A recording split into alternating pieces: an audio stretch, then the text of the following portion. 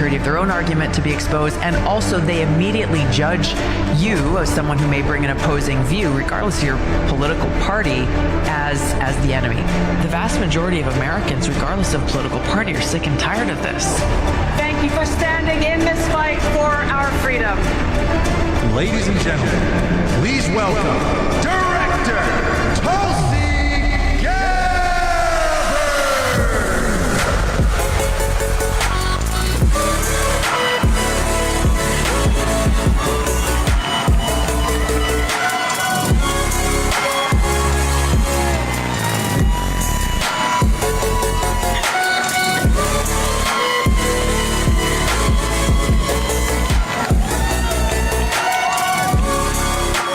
Aloha!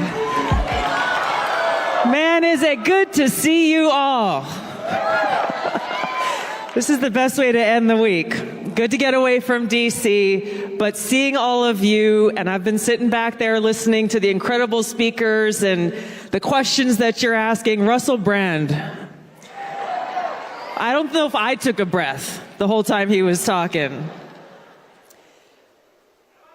I love you too, man, wherever you are. Thank you. Thank you. It is truly awesome and energizing to be here with all of you. I hope that you are feeling energized and inspired by all of the incredible speakers, Brett Cooper, Riley Gaines, everyone coming through here. But I just want to tell you that you inspire me, seriously. You know, DC, there are some good days and there are some dark days, but what keeps me going are people like you. People like you who made it possible for President Trump to get elected and create this truly transformational and historic moment that we are living in here today. We are here because thousands of young leaders like you, great Americans all across the country, they put partisan politics aside and recognize the opportunity to bring in a president who would fight for every single American. And that's exactly what we're doing in Washington every day.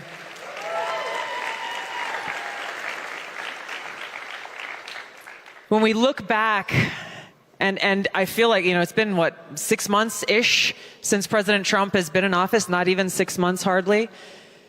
What happened in that year leading up to the election? It feels like such a long time ago, but I want to spend just a moment on this because it's important for us to recognize what Steve Bannon was just talking about, the deep state.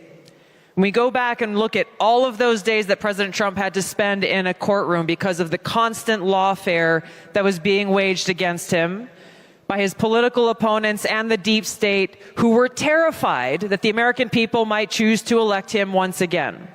You look at all of the propaganda that was thrown his way, the lies, the smears, the attacks that were thrown his way, how many times they actually tried to throw him in jail. And even at that, man, that mugshot will go down in history as one of the best pictures ever. All of their attempts to take him off the ballot, as we were going through that, I often reflected at really what was behind it. They were there thinking, okay, we have all of this power, we need to silence him, undermining our democratic republic as they claim to be doing so to save democracy. But when we really take a step back, we recognize that they were acting out of fear. They were terrified of losing their perceived power. They're terrified of their own personal position or fame or profit or whatever the thing was. They were terrified, ultimately afraid of us. Terrified that in the United States of America, that was built on the foundation of these ideals of freedom and liberty for every single American, terrified that we may actually use our freedom, that we may lift up our voices and stand up for and work hard to bring about the vision that our founding fathers had for us, a government that is truly of, by, and for the people. To me, that is what President Trump's America First agenda is all about. That's why the deep state fought so hard to try to stop us from even having the freedom to choose who we wanted as our president and commander-in-chief. And despite their best efforts, we the people prevailed.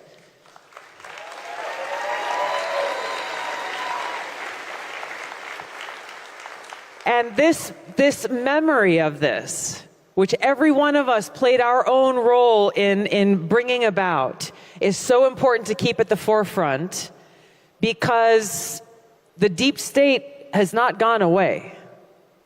They exist within every single agency of the federal government, in the national security state, in the propaganda media.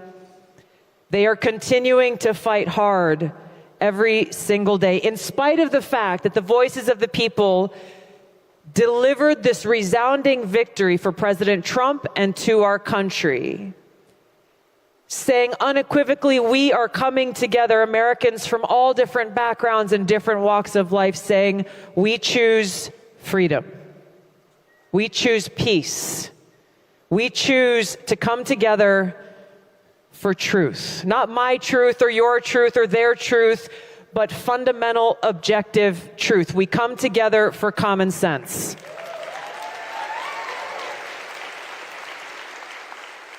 And with President Trump's election, we, the people, have brought about this revolution that brings us back to our founding principles, that brings us back to our founding documents, our Constitution.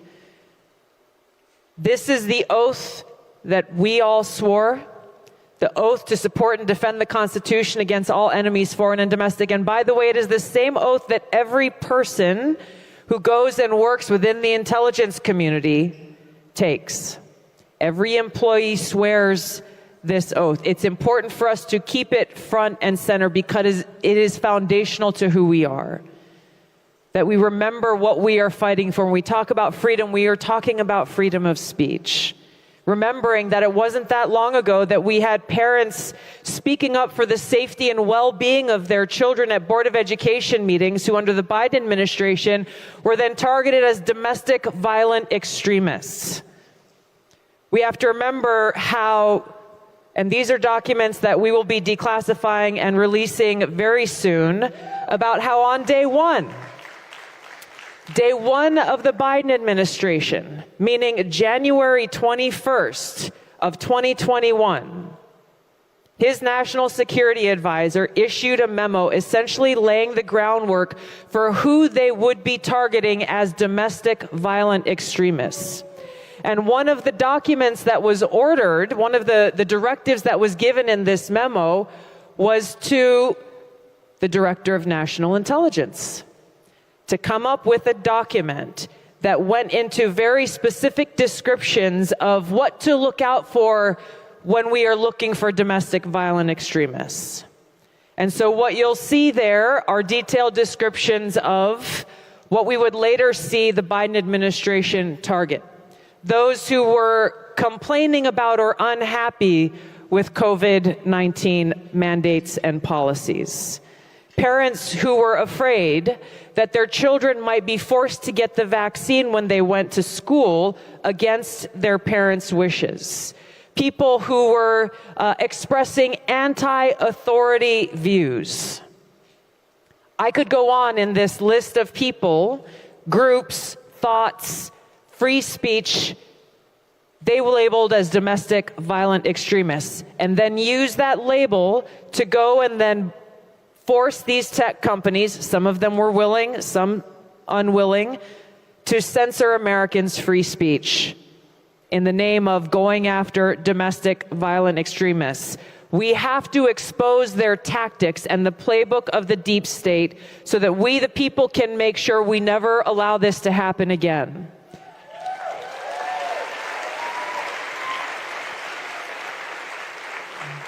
By electing President Trump, we chose our Constitution. We chose freedom of speech. We chose freedom to worship, so that we can know that as we go to our place of worship, or if we worship in the privacy of our own homes, that we won't have to worry about the FBI thinking that we were suspicious or had to be surveilled, as they did to those they labeled as radical traditionalist Catholics simply for attending Latin Mass.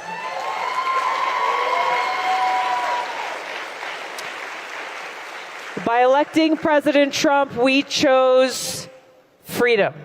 Freedom to exercise our right to bear arms. There's already work being done, and there's more to come there to undo the damage that has been done for so long, that has undermined that fundamental right. By electing President Trump, we chose our right to privacy and the protection of our civil liberties as guaranteed under the Fourth Amendment. Under President Trump, we chose our Declaration of Independence.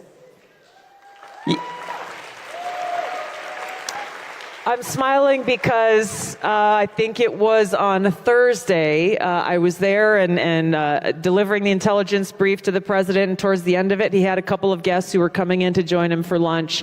And just seeing the pride and excitement that he shared as he wanted to show them the Declaration of Independence that he put on the wall right next to the Resolute desk in the Oval Office.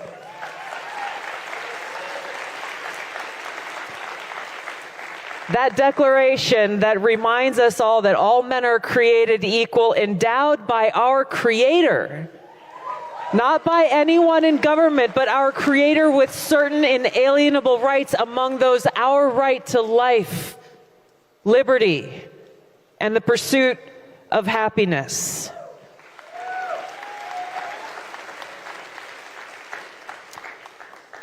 So the historic moment that we live in, it's important sometimes to step away from the noise, to recognize what happened in order to create this opportunity that we have, and therefore to inform the great work that we have ahead of us. You think the campaign was hard, you think what President Trump went through was hard, and it was. The road ahead will not be easy.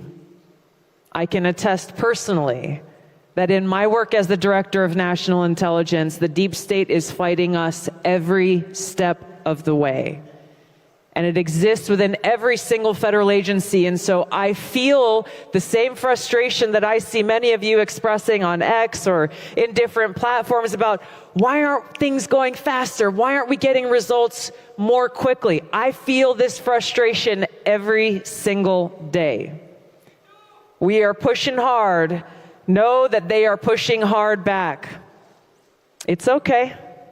We're not going anywhere. We're here to fight for you and to fight for the red, white, and blue that's behind you. We can't do this alone. It will take all of us who love our country and who deeply cherish our freedoms to stand united in this fight. It's going to come with hardship and sacrifice. As you know, it comes with name-calling and smears and lies and attacks. But here's the beautiful thing, is the harder they push back, the more smears and lies that are published in the Washington Post and the New York Times and the Atlantic and many others, the more we know that we are exactly on the target. And on those days where you might feel a little tired and you might feel a little discouraged, and we all get there at some point in time, I go back and think about what President Trump has been through. He has sacrificed more than anyone else. He has been attacked and targeted more than anyone else. And most significantly, 1 year ago tomorrow was the day in Butler, Pennsylvania, when a gunman tried to take his life missing by just a hair. And so on those days when you feel like you're not quite sure if you have any more fight left in you, think back to that day when he popped right up. He was not cowed. He was not afraid. He was not running away. What did he do? He raised his fist and looked at all of the people who were there, just as you are here today. And he said, fight, fight, fight. And that's exactly what we have to continue to do. Not motivated by hate for those who are trying to take our freedoms away, but by love. I know President Trump is motivated deeply by his love for our country. This is where his strength and his resilience comes from.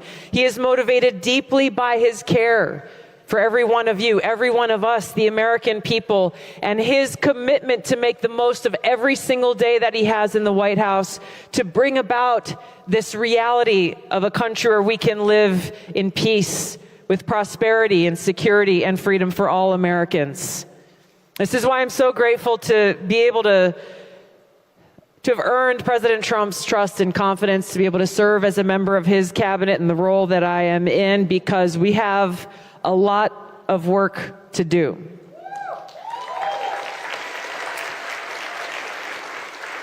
So the thing I want you to go home with is the knowledge that you, not a single one of you, should underestimate the power of your voice and your energy and your work and your role in bringing about this historic change that we have all embarked on together. Don't let anyone ever tell you that this is not your time, or that you're too young, or maybe you'll go and do something in a few years or 5 or 10 years or 20 years. The time is now. Electing President Trump was just the first step to be able to get to work, to do this important work. It is tough, but it is our purpose that drives us.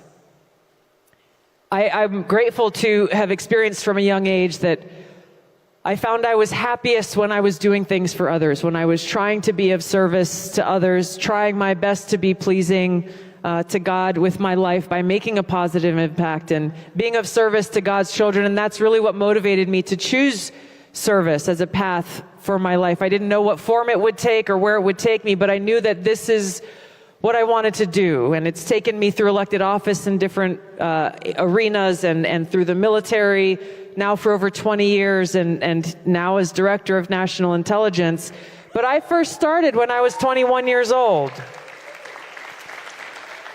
And so for any of you who are thinking of running for office, maybe you're being told some of the things I was told. I was 21 and people said, oh, okay, you have a bright future, but you're too young. Maybe you should go and take some more college classes and, I don't know, wait around until somebody feels like you're qualified to go. But I knew that the most important qualification was my desire to serve, to have that positive impact in my community. So I didn't listen to any of them, and I ran and got elected at 21. They told me the same thing when I ran for Congress at 31. Tulsi, you're great. You got a bright future. It's not your time. Come back in 20 years.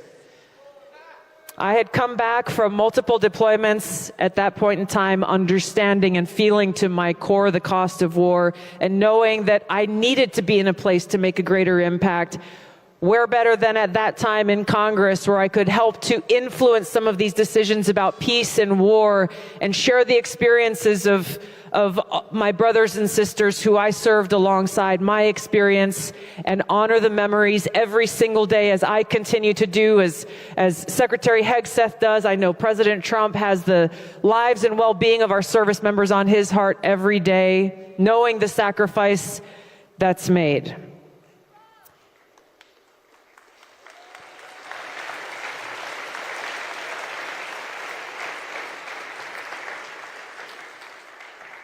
We must remain undeterred. For me, I have always turned to my faith in God in those difficult moments and these challenging times. And finding that strength and that confidence and that peace and that shelter and that courage that can only come from having faith in God's unconditional love for me, and knowing that all I have to do is do my very best every day to be pleasing to Him and have faith that whatever the outcome, it will be His will that is done.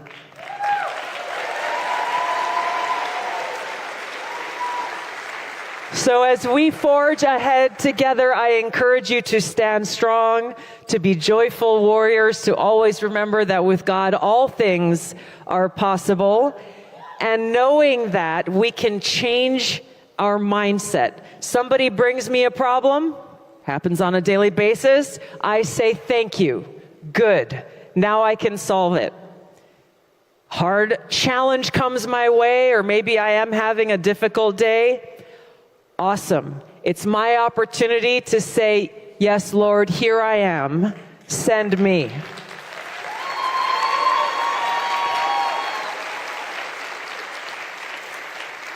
It is inspired by God's unconditional love that we are charged to live and lead and serve in a reflection of his love for all of us, with this eternal gratitude in our hearts for the blessings and the freedoms that he has and continues to bestow upon every one of us. When I was deployed to Iraq in 2005, I served in a medical unit where there was a sign at one of the main gates where our security patrols, infantry patrols went in and out of every day. And the first day that I saw it, and many days thereafter, I was stopped in my tracks because that sign said in big block letters, "Is today the day?" And it was this ever-present reminder, certainly there in a war zone in 2005 during one of the height of that war in Iraq, that any day could be our last. And it was an opportunity to reflect and to pray and to know that I needed to do my best to make every single day count. We look to the tragedy that just happened in Texas. We're at a camp where girls were going, families who were camping over a long holiday weekend. In a moment, they lost their lives in this tragedy. Is today the day? Every single day that we wake up with breath in our bodies, we are blessed with the opportunity to take advantage and make the very most of that day. Today is the day. Today is the day for us to stand up for all that we believe in, stand up for each other, stand up for our country, stand up for our freedom and a future that truly realizes the vision that our founders had for this great country. I'm grateful to stand alongside you in this honorable and just fight. We will make this happen together. Thank you so much, everybody. It's great to see you. God bless you. God bless America.